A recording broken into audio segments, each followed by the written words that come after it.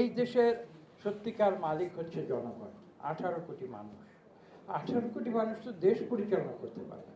সেই কারণেই তো গণতান্ত্রিক প্রক্রিয়া একটা সিস্টেম তৈরি করা হয়েছে, অনেক চিন্তা ভাবনা করে, অনেক শত বছরের আলোচনা।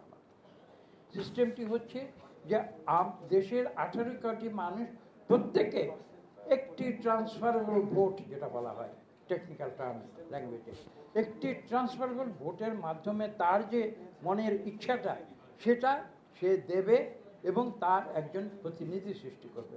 18 কোটি মানুষকে কিন্তু প্রতিনিধিত্ব করছে 300 জাতীয় সংসদ সদস্য।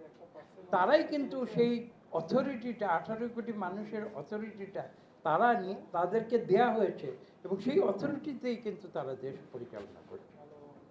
যেমন যে কারণে আমি এই ফ্রেজটা আমি ব্যবহার করি না যে ক্ষমতায় যাওয়া।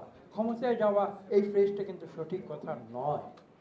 আসলে ক্ষমতায় যাওয়ার বিষয় নয়, জনগণ তাদের দেশ পরিচালনার দায়িত্ব দিয়েছে, এভাবে বিষয়টি দেখতে হবে এবং এটাই গণতান্ত্রিক মূল্যবোধ। দেখুন